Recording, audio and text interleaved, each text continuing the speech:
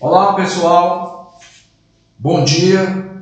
A nossa aula de hoje vai ser um tema mais livre, né? Vamos falar de um modo geral do Brasil, principalmente os aspectos físicos do nosso país. O título da nossa aula é assim: Brasil, um presente da natureza.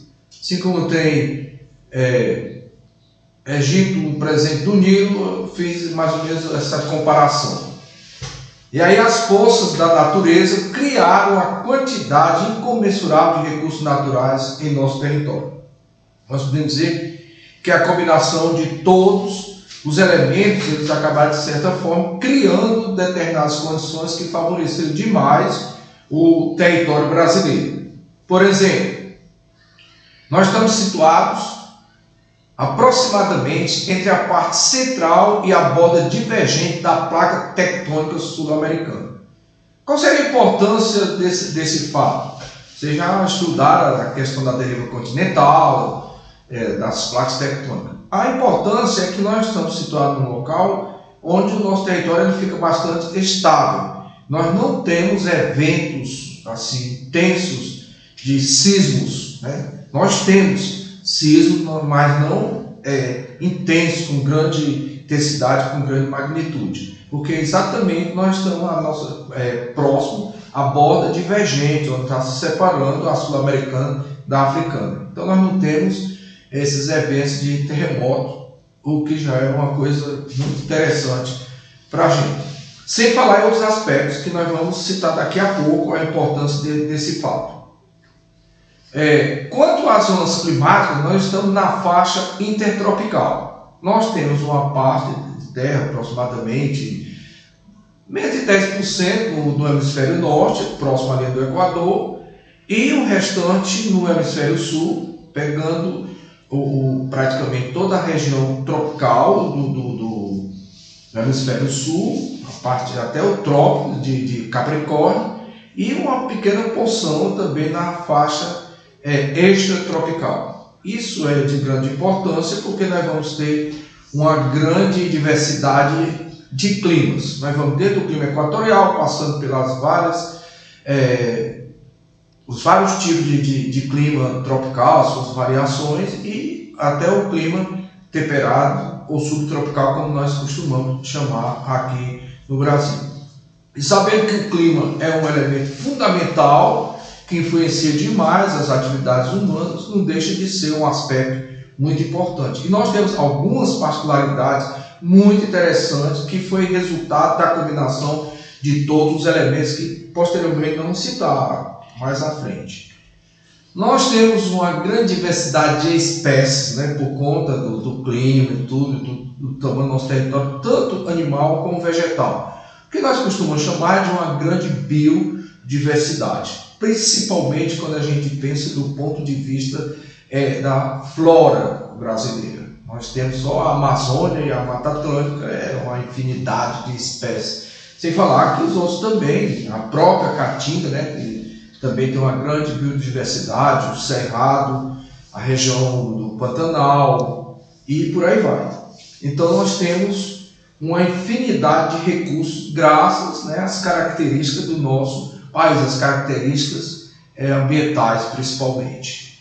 A grande questão está exatamente em compreender todo o processo de formação desses recursos. É muito interessante isso para vocês que vão, principalmente meus alunos que vão fazer Enem, é interessante porque vocês ficam sempre atentos como é que pode ser cobrada uma questão. Falando da importância, a questão da geologia, a questão da deriva continental, a questão das riquezas minerais, a parte da geomorfologia, como é que é o comportamento do nosso relevo, qual a influência do relevo nas diversas atividades humanas e também a relação com elementos como a hidrografia, como o próprio clima, as formações vegetais, a formação de solo.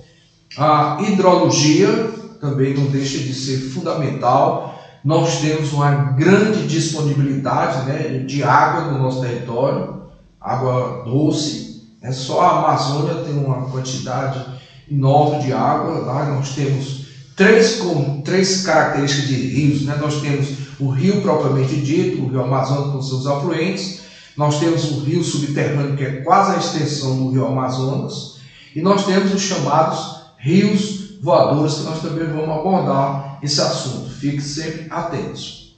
Nós temos o clima, a grande diversidade climática, né, em função da nossa localização, aí leva em consideração a latitude, que vai do Equador até a faixa extratropical, não é isso? E nós temos o efeito da maritimidade e o efeito da continentalidade. Lembrando que, de certa forma, o relevo no próprio território brasileiro não teria tanta importância, apesar de ter alguns aspectos importantes, como as áreas barlavento e solta-vento. Mas nós vamos ter o relevo como um grande aliado, principalmente os Andes. Nós vamos já explicar o que é que aconteceu por conta dos Andes. E a vegetação, que não deixa de ser um reflexo do clima, ou dos climas. Por isso nós temos uma grande diversidade florística no nosso território. Os biólogos costumam chamar os biomas, já o pessoal da geografia ele fala nos chamados domínios morfoclimáticos, que é quase a mesma coisa. E também nós temos uma grande diversidade de solos em função desses aspectos. Então, tudo isso acaba fazendo do nosso país um país riquíssimo, né, em recursos naturais, principalmente nesses elementos que vão estar diretamente ligados à exploração mineral, à exploração dos recursos hídricos, às diversas fontes de energia, sem falar na agricultura, na pecuária, que acaba tendo uma relação direta com todos esses elementos que se combinaram. E aqui nós temos ainda o papel, né, de cada elemento e a inter-relação entre eles. Quando a gente fala da geologia, eu queria falar da deriva continental, que vocês já estudaram, o que é deriva continental, a movimentação das placas tectônicas. E tem um fato interessante, muito curioso, e que nem é muito abordado, mas é muito interessante. Onde hoje a Amazônia, a floresta amazônica, a bacia amazônica, o rio Amazonas, já antes, né, dos chamados dobramentos modernos, já foi mar. E aí, praticamente, olha que coisa interessante o que acontecia. Nós temos um sistema de ventos, que vocês também já estudaram, os chamados ventos alisos, que são ventos que sobem do trópico, e eles convergem no Equador. E o resultado era o seguinte: o ciclo hidrológico, que também nós já estudamos, vocês já estudaram sobre o ciclo hidrológico, que é toda a movimentação da água na natureza, ele acontece, nós podemos, de forma esquemática e bem simplificada, nós podemos dizer que é o seguinte: a energia solar, que é quem vai desencadear toda a movimentação da água na natureza, ele provoca a evaporação dessa água nos oceanos. E aí essa água vai para a atmosfera, da atmosfera essa água em forma de vapor encontra as condições de condensação, formação de nuvens e, consequentemente, as chuvas. E quando as chuvas caem, elas novamente começam o processo novamente. Quando ocorre no continente, uma parte infiltra, formando as reservas subterrâneas, e outra parte escoa, formando rios e lagos. Isso é muito interessante. E um fato muito importante para a gente lembrar, e isso pode ser até abordado, você já sabe. Nós vamos imaginar o seguinte: todo o ciclo hidrológico ele leva todo esse processo. Evapora, condensa, precipita, infiltra, escoa, até começar um novo ciclo. Isso nós vamos pensar que acontece no continente e vai de novo até o oceano. Antes da formação da Cordilheira dos Andes, onde hoje é parte da Amazônia era mar, o que é que acontecia? Os ventos alísios, que convergem aqui dos trópicos, ele pegava parte dessa água que evaporava principalmente na faixa equatorial, dada a maior temperatura, por conta da maior incidência dos raios solares, e trazer essa água em forma de vapor na linha do Equador, e chegava uma grande quantidade de água que evaporava do Atlântico, passava para o Oceano Pacífico, praticamente. Tinha as chuvas, mas boa parte passava. O que é que vai acontecer? Vai acontecer a partir dos chamados movimentos orogenéticos modernos, que começaram a acontecer aproximadamente há uns 60 milhões de anos. Vai haver a formação da Cordilheira dos Andes, resultante do encontro das placas tectônicas sul-americana e a Nazca. Essas placas, elas são convergentes, ao contrário da sul-americana com a africana, que é divergente, elas são convergentes. E a convergência dessa placa motivou a formação da Cordilheira dos Andes, uma grande cadeia de montanha jovem. Então, o que é que você acha que vai formar a partir daí? Vai se formar um barlavento, que é exatamente o relevo que impede que as massas de ar passassem agora do Atlântico para o Pacífico. Entenderam aí? Vai ficar retido, então, essas massas de ar que traziam água em forma de vapor e que provavelmente boa parte passaria para o Pacífico, agora fica retido, encontrando as condições de formação de nuvens e, consequentemente, chuvas. Imagine como não foram essas chuvas nesse início, como não eram chuvas frequentes e chuvas intensas. E um relevo, recém-formado, jovem. Imagine a quantidade de material erodido nessas montanhas jovens. E esse material erodido, primeiro, vamos enumerar aqui, vai começar a formação de quê? As nascentes do rio Amazonas.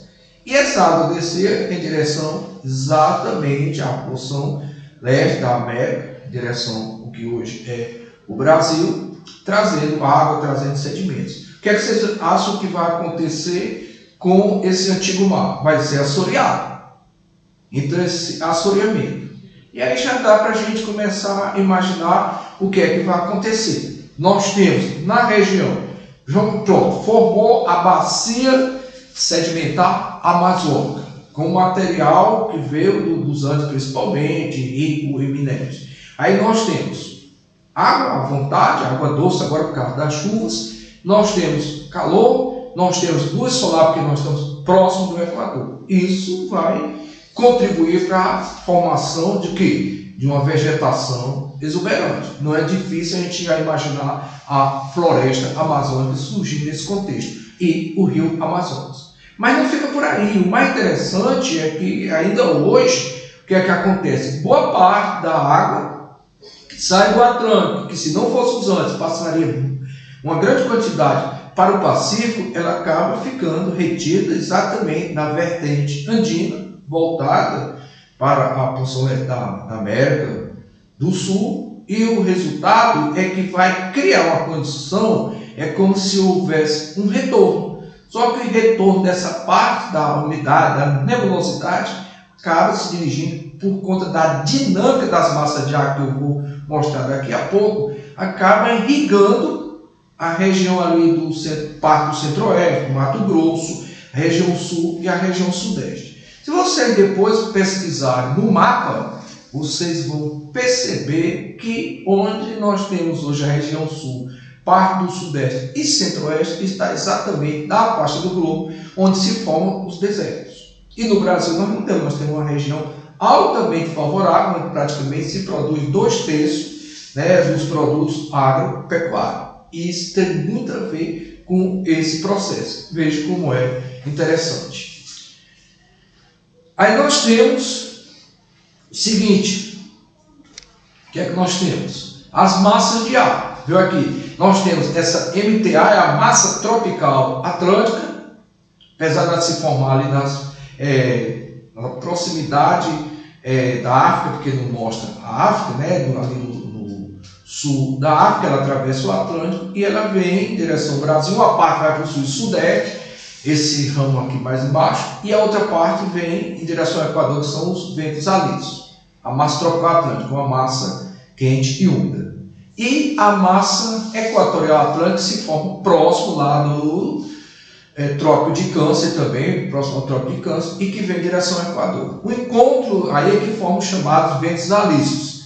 Eram esses ventos que levavam exatamente essa parte da água que começa o ciclo hidrológico, né, lá do Atlântico, em direção ao Oceano Pacífico, que agora fica retido. E a outra massa de ar, que é muito importante, de grande importância, a massa equatorial continental, que é essa que está aí mais ou menos no centro da Amazônia. Essa que está no centro da Amazônia, que apesar de ser uma massa quente e uma massa continental, ela é úmida por conta da evapotranspiração da floresta amazônica, que vocês lembram que essa grande quantidade de umidade, por que acontece hoje? Observa aí que dá para a gente perceber mais ou menos o contorno aí da coleira dos Andes. Então lá que forma, e boa parte desse vapor é a setinha de cana. Elas acabam descendo e vindo em direção ali ao sul e sudeste. Com o nome, inclusive, curioso, dos rios voadores. Isso, nós temos o esquema dessas massas no verão. Veja que a massa equatorial continental ela está bem expandida, porque se é quente, no verão ela se dilata mais e acaba transportando umidade para praticamente todas as demais regiões do Brasil. E no inverno ela sofre, aí não está bem localizada, ela recua um pouco a massa equatorial continental para o noroeste da Amazônia.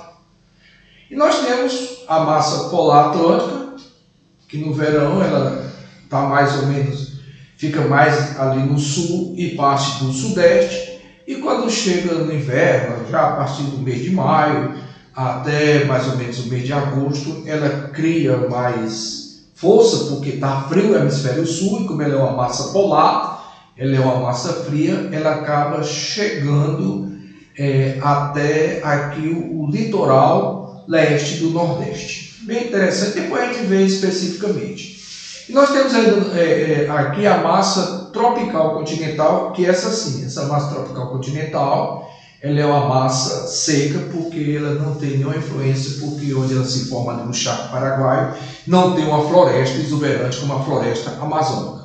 Só para você ter uma ideia da importância da Amazônia nessa questão dos climas dessas massas de ar, calcula-se que aproximadamente cada árvore da Amazônia libera diariamente, através do processo de evapotranspiração, 800 litros de água. É como se fosse uma verdadeira bomba, que tira, bomba d'água, né, que tira a água lá do lençol freático e acaba devolvendo para a atmosfera através do processo de transpiração. E boa parte também que ela retém nas folhas da chuva, que as folhas são folhas grandes, e aquelas gotículas que ficam depois chuva, como a região é quente, e logo imediatamente começa a evaporar.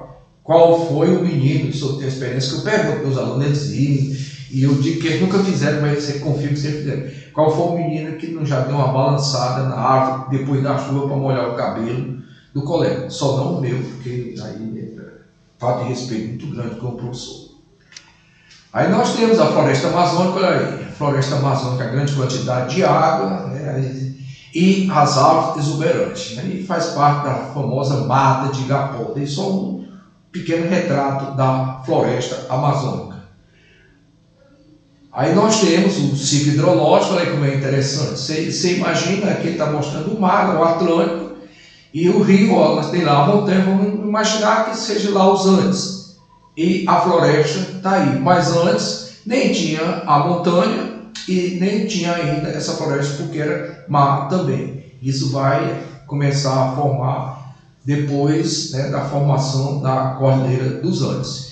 E nós temos uma grande quantidade de água, os rios aéreos, estão vendo aí os rios aéreos, aquilo que eu falei, e os aquíferos, né, que são águas profundas. Segundo estudos, tem um rio subterrâneo da Amazônia de praticamente 6 mil quilômetros de extensão, quase a extensão do rio mesmo, Amazônia, e que ele está aproximadamente a 4 quilômetros de profundidade.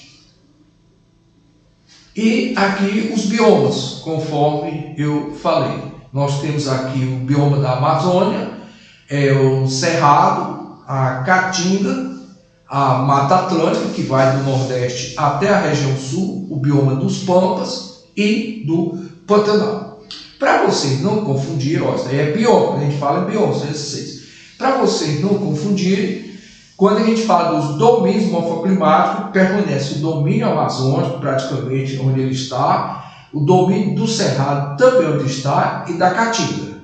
Aí, ao invés de falar de Mata Atlântica, nós vamos falar dos mares de morro, que vai do litoral leste do Nordeste até o Sudeste. E nós temos na região Sul, as partes mais elevadas, o domínio das araucárias, seria uma parte da Mata Atlântica, só que as araucárias que já faz parte da vegetação de clima temperado. E no lugar do bioma dos Pampas, nós temos o domínio das pradarias, principalmente no Rio Grande do Sul, das pradarias.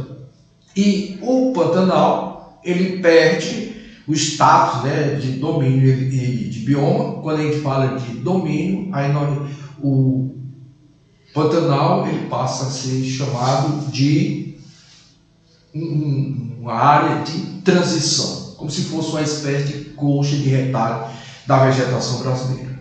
Então essa aula é só mais para aquecer um pouco, e quando você for estudar os assuntos de clima, de geologia, vocês terem mais ou menos o cuidado de já ir relacionando esses elementos.